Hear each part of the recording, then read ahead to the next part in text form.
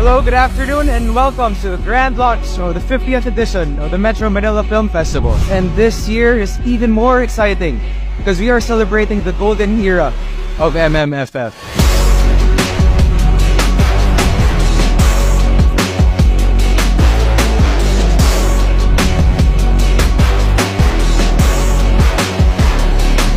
Buong kasapikan at kasiyahan naming binubuksan ang aming Manila City Hall upang tanggapin ang Metro Manila Film Festival sa taong ito dahil dito naman nagsimula ang lahat.